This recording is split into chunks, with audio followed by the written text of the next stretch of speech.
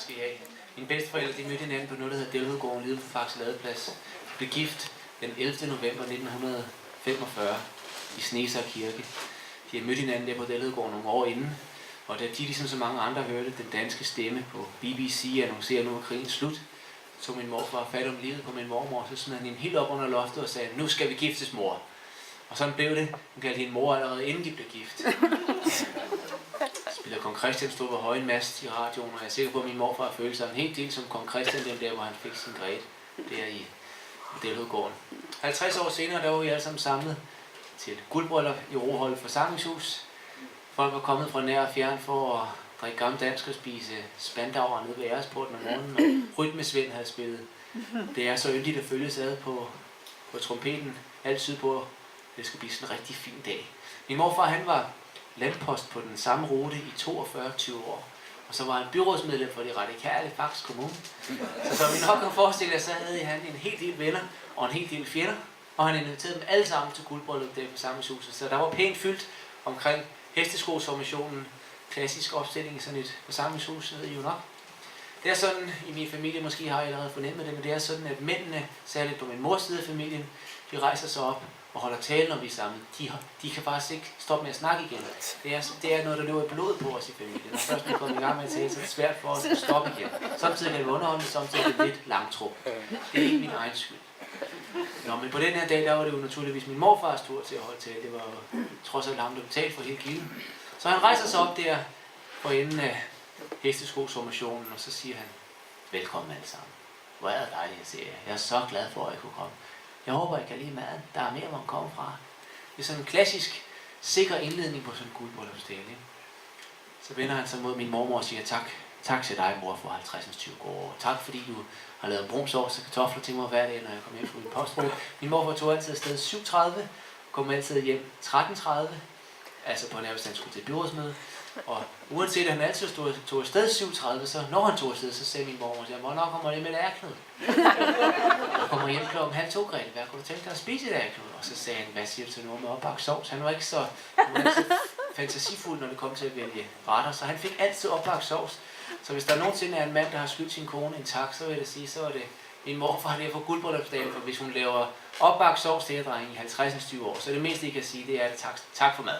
Det vil jeg sige, og det er da noget af en opgave at skulle lave en opbagte sovs hver dag. Det har hun i hvert fald gjort.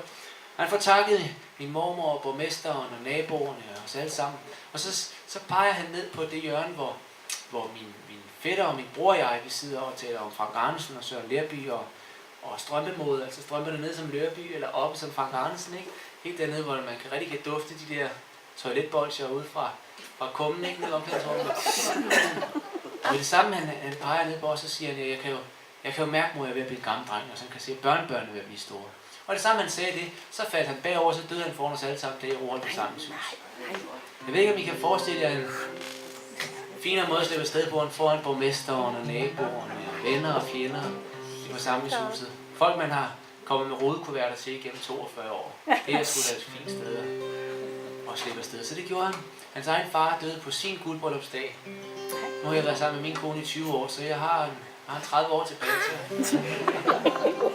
Det er jo meget tradition. Her kommer en sang om min bedstefar og om en skjorte, som jeg har hjemme i mit skab.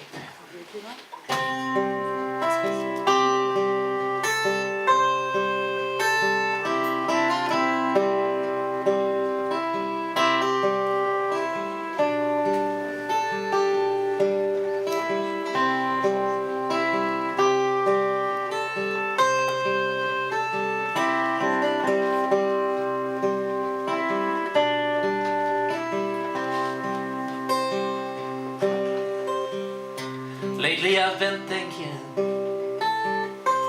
about my grandfather, about the kind of man that he was.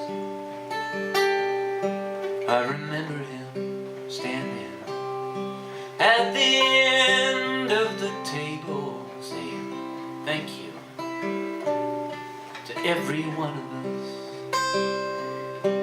He would go out walking if his bad hip would let him out to see what he could find. He found rusting nails aplenty, 10 plates by the many, and he built a woodshed, the old-fashioned kind. Take this hammer, take this chisel, and keep on working till you drop down on your knees. I'm still trying, I'm still working on my masterpiece. 42 years of delivering the mail to the good people of this town. I was 17 years old when my grandfather died. He was tired, he was worn down,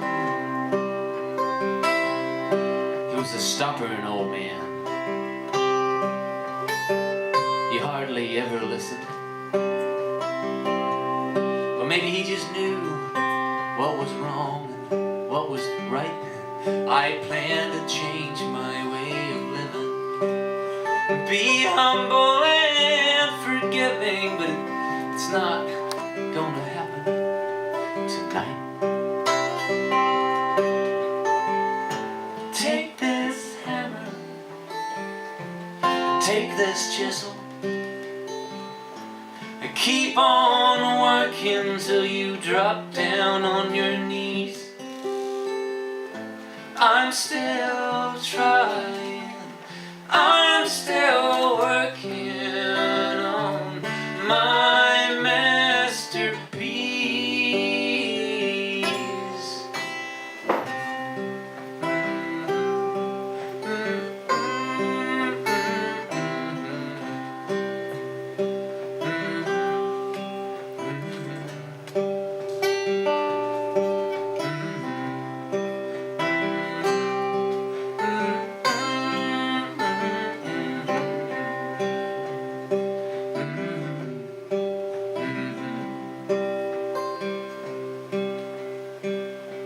"42 years of delivering the mail may seem like a long time, but not as long as the shadows he cast. Now the 37 summers that I've got to show for are trying to catch up with the past. I keep an old shirt in my closet. It's wrinkle free, it's brown and gray. My grandfather wore it for my pain.